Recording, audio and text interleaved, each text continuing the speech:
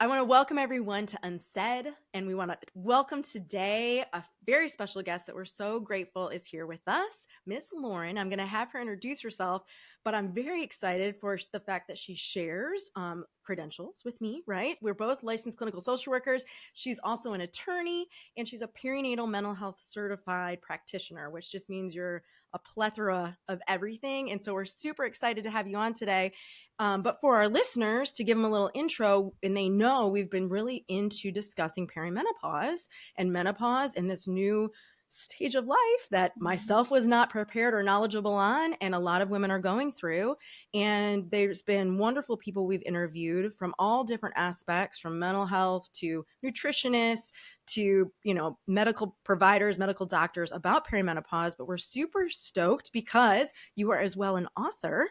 And we will get to that more. But in July, your book comes out, and I want to say it right. It is, I wrote it down, Millennial Menopause, right? Perimenopause, menopause, and life's next period. Did I do it?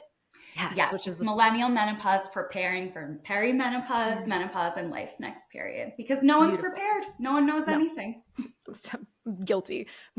Sadly, I'm very guilty. So we're super excited to have you on.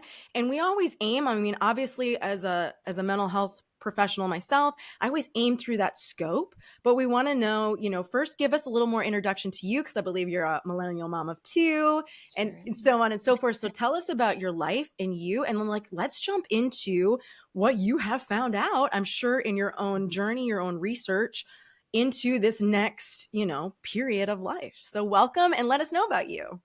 Thank you so much for having me. It's such a pleasure to connect and be around your energy, and I'm just very happy to be here. My name Absolutely. is Lauren Tetenbaum. I am, like you said, a millennial mom. My kids Yep. are 8 and 6, and we have a puppy. And I'm originally from New York City. I now live outside the city in the suburbs. And I have always been passionate about helping, supporting, and empowering women. And I did that for many years as a lawyer, but I felt called to support them very comprehensively through the lens of mental health as well. And I had a nonlinear career, but in the past several years, I've been focused on my social work practice. As you mentioned, I am perinatal mental health certified. So a large part of my practice is around supporting new and expecting mothers. And that has been such a pleasure and a privilege. And I focus a lot on workplace issues and, parental leave and the return to work and just perinatal mental health. And as you alluded to, it occurred to me that I knew very little, despite all of my training and interests. I knew very, very little about what was coming next. So that sparked my interest in perimenopause. Yes. And the cool part is, it's very small in the grand scheme of things. It's sparking a lot of people's interests, including, medicine research, the study of which, finally it's 2025. Right. We need to jump on into that, but we're so grateful. And so tell us, if you're cool with it, tell us about your book and just guide us into, what and we'll start with perimenopause, what your understanding of it is. And the good, the bad, and the ugly. So I, about a year ago, realized I knew nothing about menopause. My mother, with whom I'm very close, and we've always talked about things like sex and pregnancy, etc., never mentioned menopause to me. I then thought I was the only one, and I kind of surveyed my friends, is it just me? Did I miss something? Turned out none of my friends knew anything either. Their mothers hadn't talked about it. I realized I didn't know anything about it from media. I thought of Samantha Jones from Sex and the City as the only person who had ever mentioned it. And so I started digging, and I realized that it's perimenopause, as I know your listeners now know, is the phase around menopause. And that can last for several years. And given that the average age, which I now know, I didn't know, but the average age of menopause in the US is 51. And if perimenopause symptoms last between 2 and 10 years, I and my peers, entering into our 40s, were in perimenopause, basically. We're around the stage of menopause. Yeah, absolutely.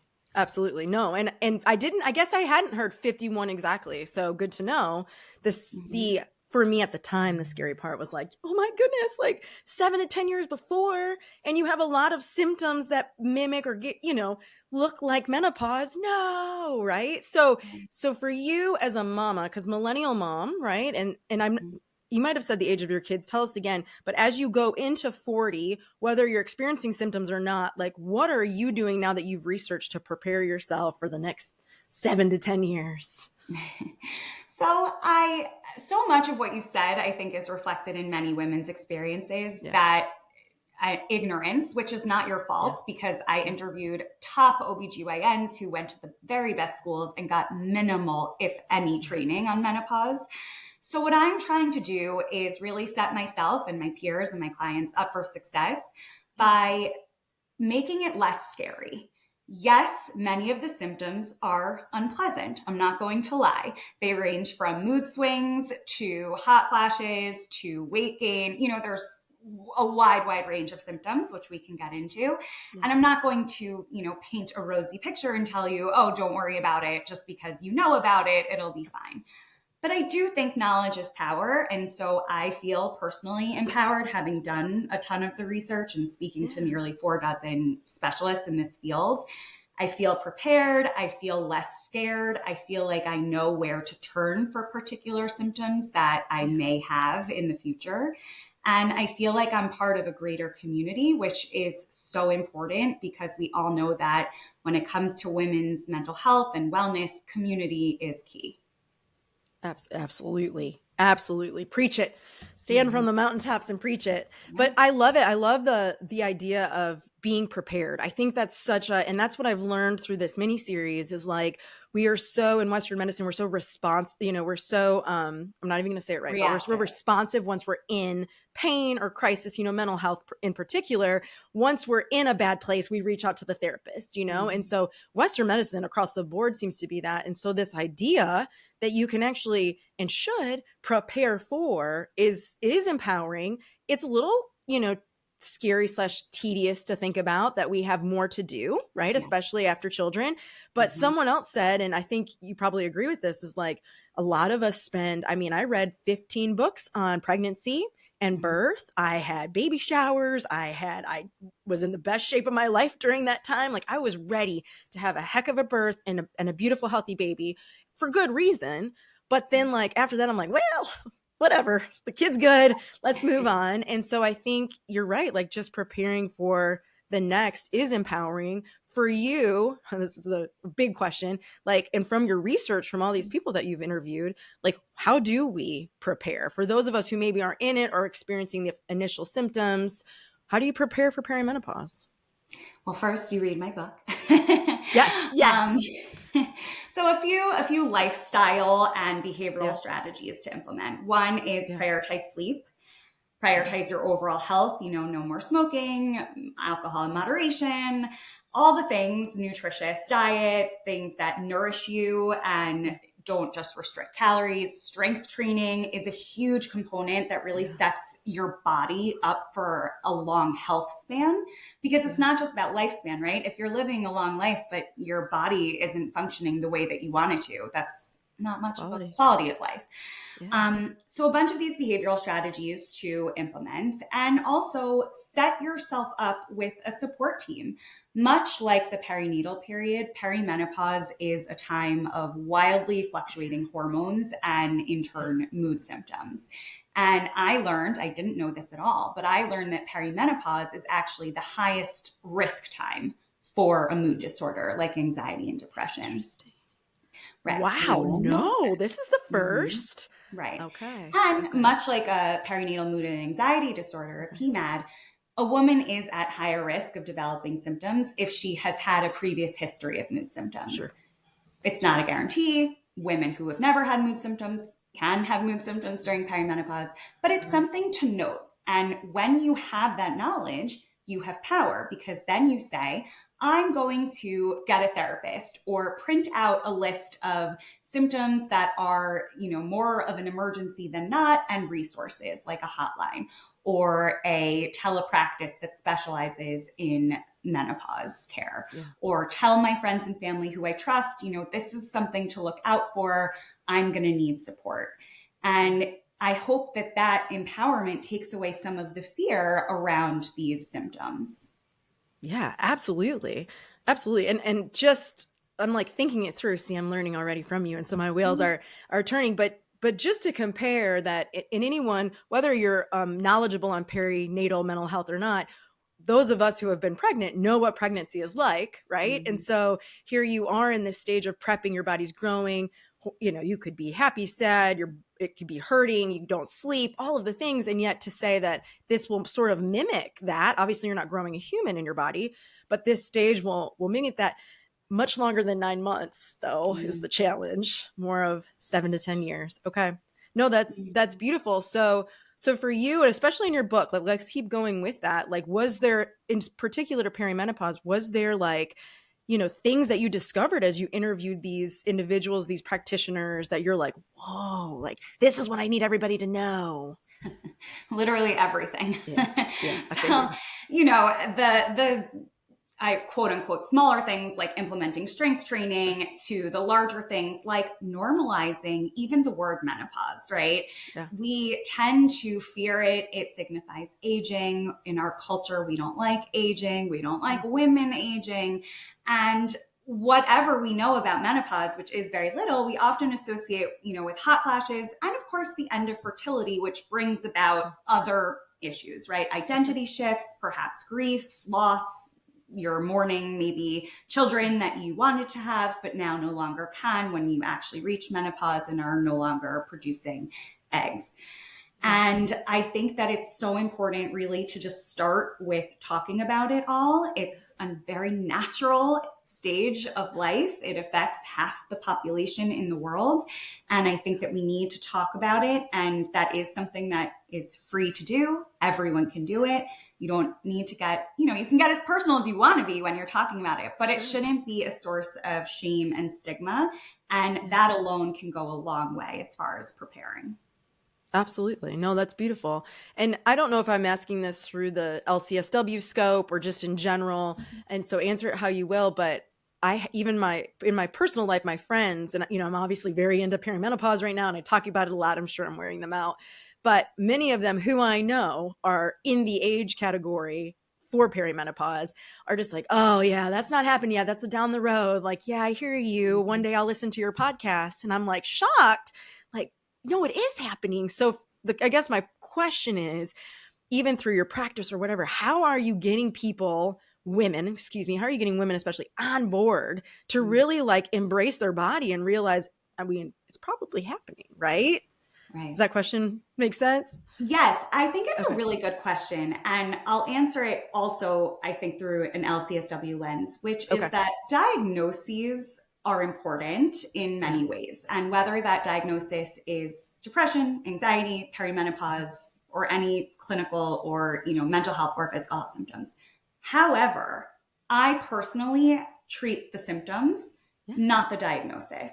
Yeah. And so if you have a woman in her 40s who is coming to you with irritability and she can't sleep and she's overwhelmed, it could be a number of reasons behind this. It could be Right. perimenopause and her estrogen levels are fluctuating. It could be that she's exhausted from stress at work, the world, et cetera, et cetera. Huh. But I think my role is to support her meet her where she is and support her in whatever she needs. Yeah. The perimenopause piece comes in because symptoms often are alleviated by hormone therapy, which a lot of people are very unfamiliar with. And I Right. think it's important that we, again, normalize that as an option and provide it as an option so that they Yeah. learn more. But if a woman doesn't want to go on hormone therapy, or if actually it's not perimenopause, it is the bad boss or whatever, it Yeah. doesn't matter. But it's our job to Right. provide psychoeducation and support in whatever way is needed. Yeah, no, absolutely. And that answers it perfectly. And I think too, I'm going to pick on my friends, for my friends who aren't in the mental health profession, but, might be in it. Like, I think the big thing is not whether or not you're in perimenopause, just like you said, like identifying, like being aware enough of your body that if you have any symptom, like you said, like, you have it. I remember going to, begin my hormone testing, if I may. And they're like, when was your last period? And because I'm not actively trying to have children and like, I didn't even know. And then they were like, what does your stool look like? And I was like, oh, I haven't looked in the toilet and, and I left thinking like, I guess I should know this stuff. Like I should be more aware, which is sad because I teach mind body connection, right? But should be more aware. And that's a key. So if I hear you, and I might be placing my own stuff, even if you're not in perimenopause, like learn the symptoms during this stage so that then when we transition into the next period of life, you've got your baseline. Does that sound right? Yes, I think it is so important to know your body and what your norm is, and that you don't have to suffer. Yes. And I even hear you, Katie, you're sort of beating yourself up. Oh, I didn't know. There's no reason for you to know because society has not talked about this. And again, even the best doctors, no one knows. But we're starting to talk about it, and thank you for bringing this conversation to your audience and your friends and keep talking. And the point is that if they're feeling crappy, let's figure out options, right? And it could be hormones, it could be therapy, it could be a combination. Yeah. Absolutely. Now I walk around, and this is horrible. So people that see me in my town are not going to like want to look at me, but I walk around and I'm like, if I see like, it's probably stereotypical, like I'm stereotyping people. If I see like a disgruntled or, you could just tell maybe this woman at this age is just like not feeling it. I'm like, I wonder if you have like untapped symptoms that need treatment perimenopause. So just the curiosity, right? Becoming curious with ourselves and with women around us is important, is what I hear from you in the community aspect. Absolutely. And not telling yourself, oh, this is just a phase of life. This is, I'm supposed to be tired. I'm supposed to be moody. My libido, of course, is low. To certain extents, yes, but you should not be suffering. And if it's bothering you, there are things that you can do about it, whether that's medical care. And it's not just hormone therapy that's available. There are other prescription drugs that can help with many of the symptoms. Or CBT has been proven to be effective in a lot of the symptoms of perimenopause, or again, a whole variety of things. And the point is that you don't have to suffer. There is help and support available. Yeah, absolutely. I've got goosebumps. And thank you for bringing up, some of our viewers have messaged in, they want specifics. And I think if you are at a stage for like maybe starting to talk to a therapist, CBT is cognitive behavioral therapy. And that you're absolutely right. Like when just the shame and self-doubt alone that we carry, I think, as women, almost biologically now, but then on top with these new symptoms and low libido, like CBT can absolutely lean you into that conversation. So if you're looking for like, what can I do right now? I'm not ready to, let's just say, do bioidentical hormone therapy, like CBT, just getting a good person to listen to who understands or at least has knowledge in that arena. Does that sound right? Absolutely. I mean, CBT can help with so much of the perimenopause and menopause transition, whether it's related to the self-talk that you're engaging in. It can help with the impact of hot flashes. It can help with sleep, which again is so, so key and should not be, low on the priority list. Sleep is so important. And CBT can help with that. It's cognitive behavioral therapy, modifying your thoughts around things, your interpretations, and your behavioral responses. Yeah, absolutely. Love it. We're giving good tools. I love it. So Lauren, guide us into, your book hits on perimenopause and then menopause. Guide us into that part because we have been very focused on perimenopause, but I know we have listeners like, okay, I'm past that stage. Like, what do I do now? So give us your insight in your research and discovery into menopause and what that is. Sure. And I will give a definition because I didn't know it. And again, I've taught sex ed. I have always been passionate about women's reproductive health.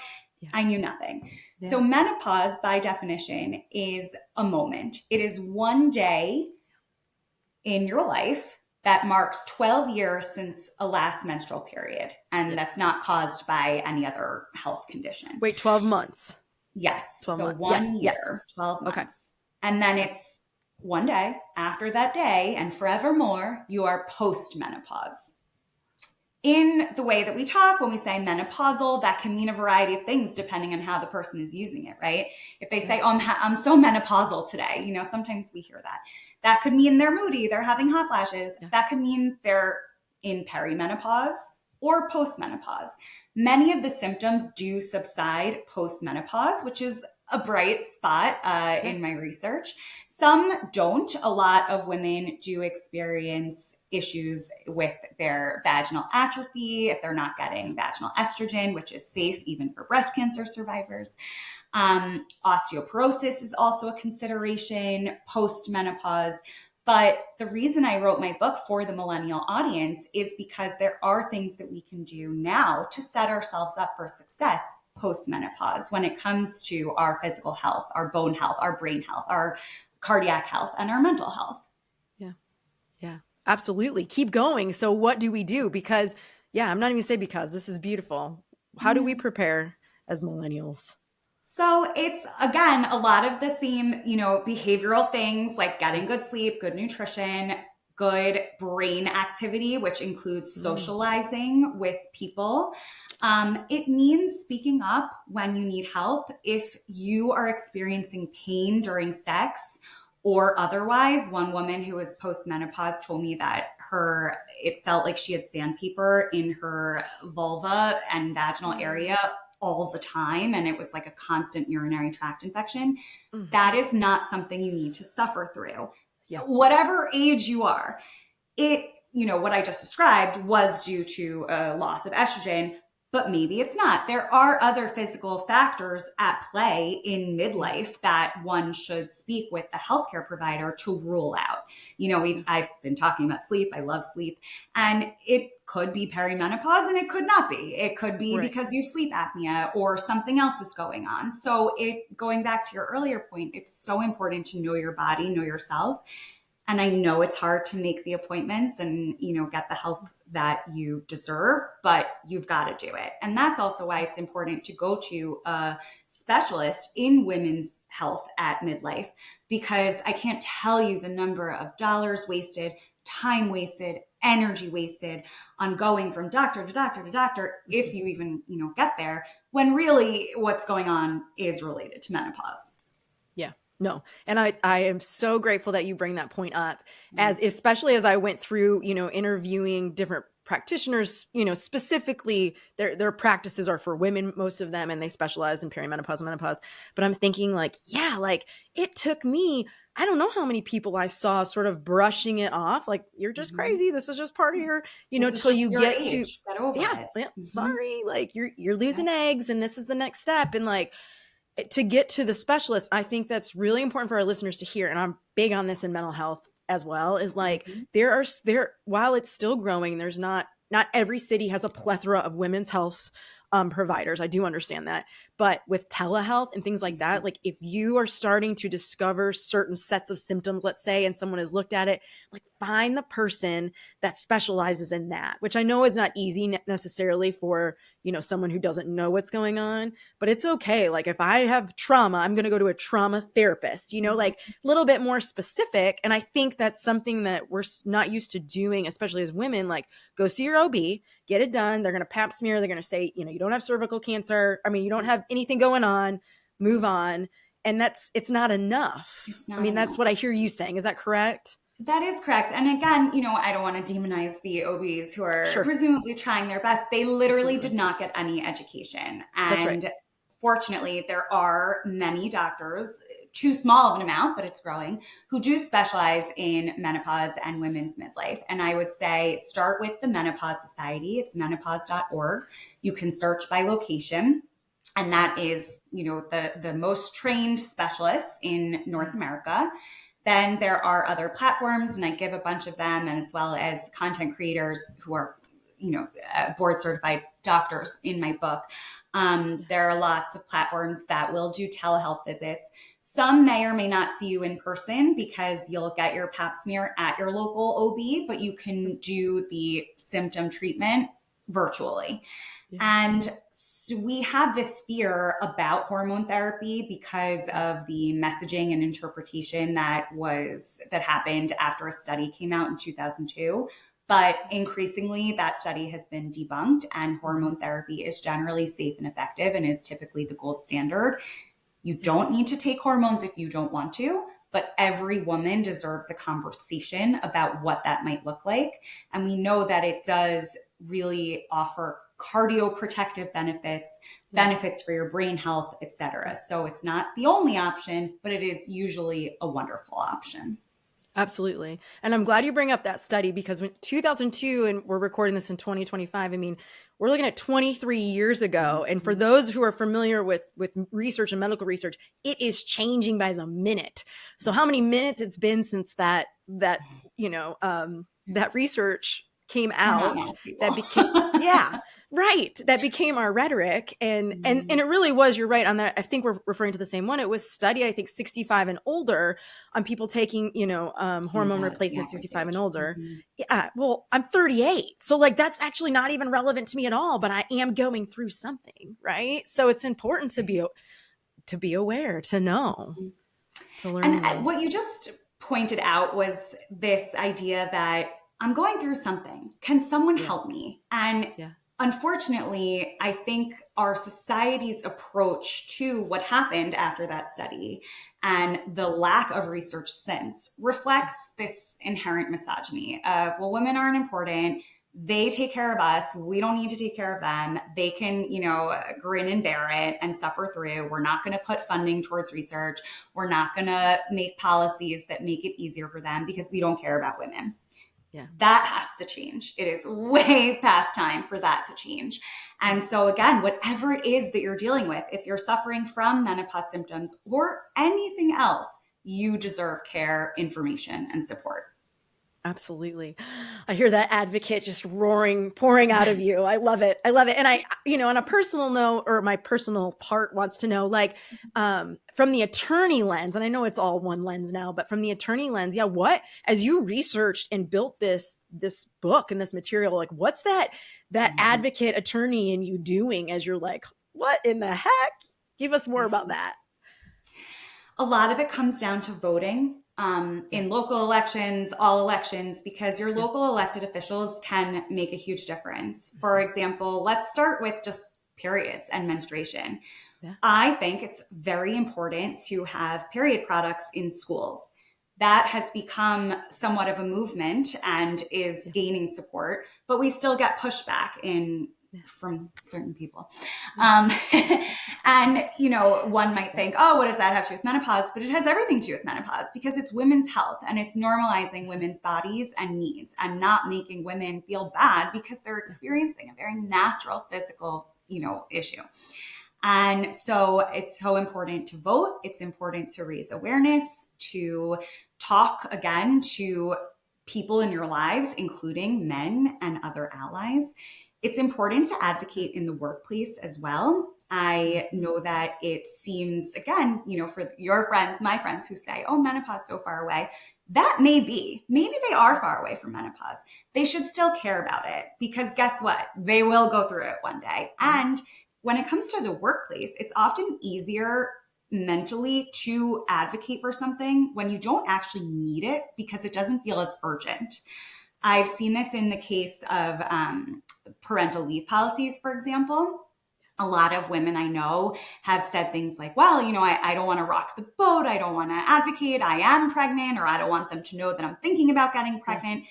But then they leave because they're not getting what they need. And similarly, many women in midlife cut back at work or retire early or whatever because they're not getting what they need from the workplace and they're afraid to ask.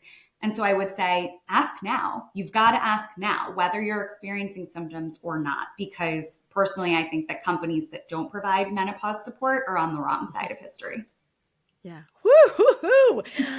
This has been great. I have all sorts of all my advocate bones are flying. Absolutely. You're right. You're absolutely right. And we are, and you are, and we're so grateful for the work you've done. And I'm sure the plethora of time to interview all of these individuals just to learn more, but you're doing it in a preparation. So many people that, not the practitioners I've necessarily interviewed, but others, they're in menopause and they're like trying to backpedal, like, shoot, I should have done this. And it's all beautiful, but like you're coming to the millennials saying, hey, step it up now.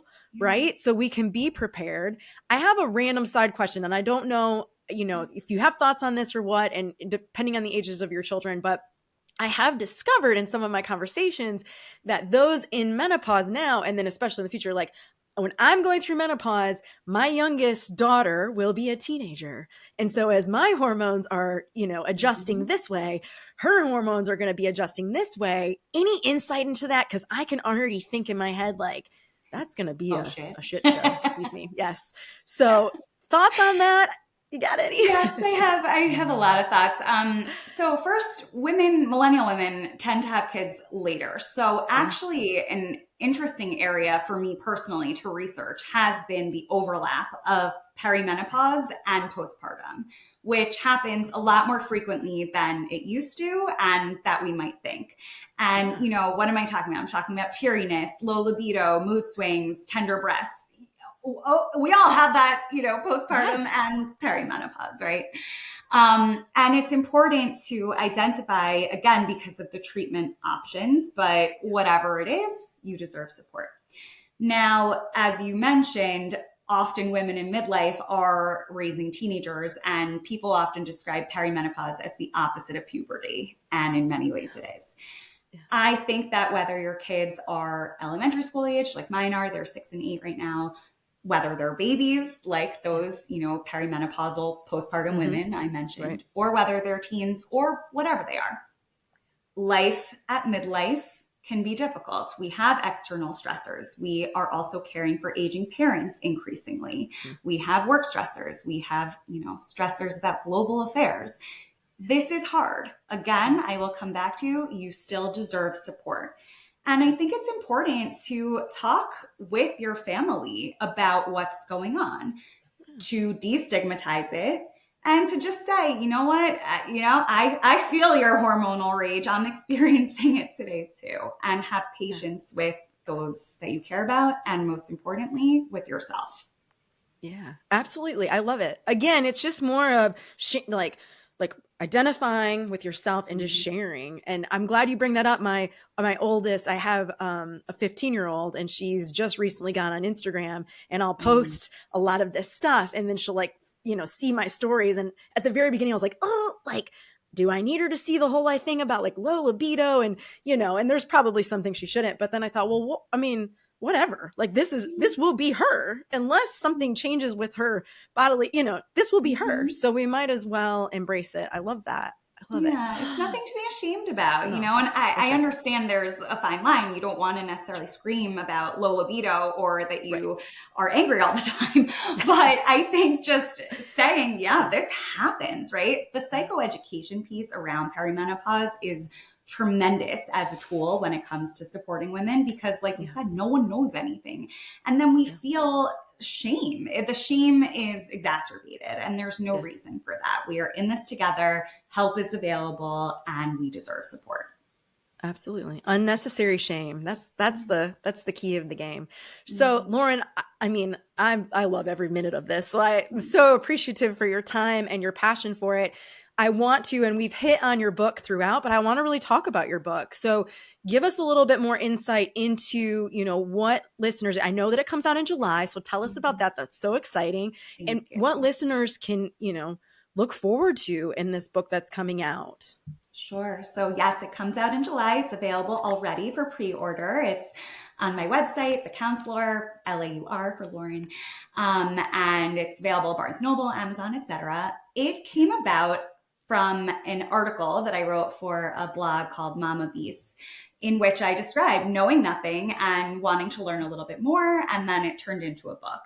And it's truly been such a pleasure to interview the dozens of healthcare specialists, hundreds of women, mostly millennials. I also interviewed many women of the baby boomer and Gen X generations to ask them, what do you wish you had known before and during your menopause transition? And all of those older women said, I wish I had known that this was even a thing. I wish I had known where to get support and that I wasn't crazy. Because the symptoms, we sort of tend to gaslight ourselves as women, as moms. Oh, it's not a big deal. Just get over it. Let me make my kid's pediatrician appointment, but I don't have time to go to the dentist, the doctor, whomever, myself. We need to get rid of that line of thinking and pay attention to our bodies, our moods, etc. And so the book explores all aspects of perimenopause, and menopause, just culturally, how we can make changes in our media use, how we can depict better representation of women at midlife, how the doctors who specialize in it, what makes them qualified, what tips that they give, from nutrition to exercise to mental health. I also have a chapter for men in the readers' lives, whether they're the romantic partners, brothers. One woman I spoke with said her brothers were so instrumental in her getting help during her menopause transition because they noticed that she wasn't acting like herself and that she was suffering from that. And they helped her, research the doctors, research the symptoms. And so yes, it happens to women, but men, everyone should care about this issue. Yeah, absolutely. Can I pick on that chapter really quick? Like in the chapter for men or in the part for men, like, is it just explaining it? What is that chapter? Let me ask it that way. What can we Sure. expect from that? It's a list of do's and don'ts. And it does explain, it gives, the basics and some suggestions, how to have open dialogue, what to look out for, and how you can be a supportive ally in this journey. Nicely done. Nice and black and white, bullet point, get to the beautiful, beautiful. Yeah. So your book comes out exactly what day in July? July 15th. July 15th. That's very exciting. Random question. Where will you be when your book comes out? Like, that's so exciting. Thank you. I will be in the New York City area, but I might be hopping around to different locations and doing different events. And I'm so lucky. I have a beautiful community here, and we're already hitting the ground running with events. We're doing one in March in Westchester County, New York. If anyone's listening, it's an event about nourishing one's body and mind during perimenopause. And we're doing some strength training, yoga, and a talk with me and a nutritionist colleague of mine. Oh, I love it. I also love that these events that are starting to happen aren't just like, they're interactive. We're not just talking at, or people aren't just talking at us or me. There's also like, but let's practice this. Let's do some yoga. Let's do some strength training. Let's any of it. We did an event last year and we brought a breath worker in, and I've never done breath work. Is so important during the menopause transition as well. And I had no idea. I was like, this is weird. They're like singing and I'm breathing. And then by the end, I was like I felt like as if I had taken a drug, like a whole, I know, you feel energized. Yes. And so I think we can all, no matter how much we know about whatever, we can all just, like you keep saying it over and over, like you deserve to feel great. You deserve to get answers. And that's the title of this. That's amazing, Lauren. Anything else before we're done? Is there any main things, whether it's from your book, your experience, that our listeners should really know as they're starting to either dive into perimenopause? Maybe now we've got them thinking like, oh gosh, I gotta get on it. Any last thoughts for them? I would say that it is so important to build and access a community of other women who care. And the menopause transition really does look different for each and every woman, depending on your body composition, genetics, environmental factors. A million things are at play. Yeah. So you might not have the same experience as your friend, your sister, your neighbor, whatever it is, but having people around you who care and who are able to remind you deserve support, because we often need that external voice. That is so pivotal. And you can find that with your friends. You can find that in online communities. You can find that with practitioners like you and I, and you really are not alone. So I hope that you do find it. Yes. Oh, thank you. I'm going to play that part over and over, even for myself. Miss Lauren, I am so excited to have met you, for you to share all of this fabulous information. And again, thank you. I can only imagine the time and effort put into gathering all of this research, especially coming, like you're saying, from not knowing, to build this book to help really the next generation and the next, and probably our children and so forth. So thank you for all you do. We're so glad you came on today. It was my pleasure, and anyone is welcome to contact me for additional resources. Okay. And if you want me to come near you and do a book club event virtually or in person, whatever it is, that would be my pleasure. Good to know. Yes. And for our listeners, we will link everything, your social media, where to find your book, your website, all of it's wonderful. I've studied it all and it's beautiful. And yeah, to get more. And then I will, whatever you want us to share with them, we'll put it in the description. And for those listening, yeah, Lauren's ready to hit the ground running, especially before July. So reach out to her. I think back to the community aspect, like, we just need to connect. We all need to stay connected and learn more from one another. And Lauren's willing to do it. So that's amazing. I want to thank our listeners for joining us on Unsaid today. We are just trying to bring a voice to the things nobody likes to talk about. And perimenopause and menopause, it's getting a voice, but we can always add to it. So thank you, listeners. And thank you, Lauren.